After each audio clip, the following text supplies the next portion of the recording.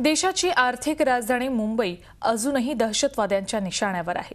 मुंबईमध्ये अल कायदाचा धोका कायम आहे। अल कायदा ही दहशतवादी संघटना मुंबईत कधीही घातपात घडवू शकते असा धोक्याचा इशारा मुंबई पोलीस आयुक्त राकेश मारिया यांनी दिलाय। गणेशोत्सवावरही दहशतवादी हल्ल्यांचं सावट होतं, मात्र मुंबई पोलिसांच्या कडेकोट बंदोबस्तामुळे हा हल्ला टळला अशी माहिती मारिया यांनी दिली। दरम्यान अंडरवर्ल्ड विरोधातही राकेश मारिया यांनी जोरदार मोहीम उघडली आहे। कुख्यात माफिया डॉन रवी पुजारीसह अन्य गँगस्टर टोळ्यांच्या हस्तकांना तात्काळ अटक करा असे आदेश त्यांनी दिले। सागर, काय नेमकं राकेश मारिया, पोलीस आयुक्त राकेश मारिया यांनी सांगितलेलं आहे? मुंबई अजूनही दहशतवाद्यांच्या हिटलिस्टवर आहे, ही बातमीच खूप मोठी म्हणावी लागेल।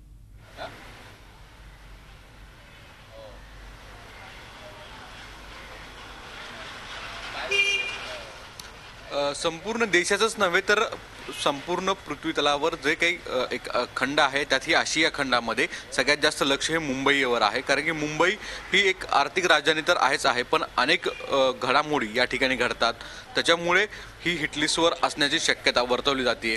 तशा स्वरूपाचे रिपोर्ट्स यापूर्वी मुळात गणपतीच्या विसर्जनादरम्यान काही घातपात होण्याची शक्यता आयबीने रिपोर्ट दिले होते पोलीस डिपार्टमेंटला। त्यानुसार मुंबईत पोलिसांनी प्रचंड कडेकोट बंदोबस्त करण्यात आला होता।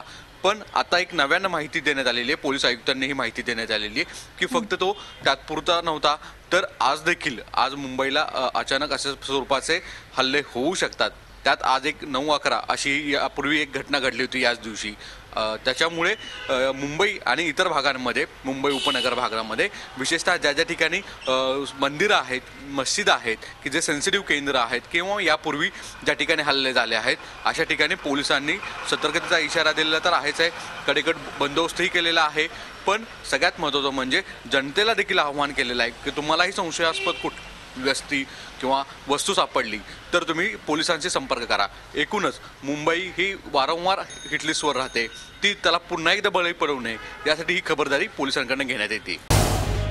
झी 24 तास रहा एक पाऊल पुढे।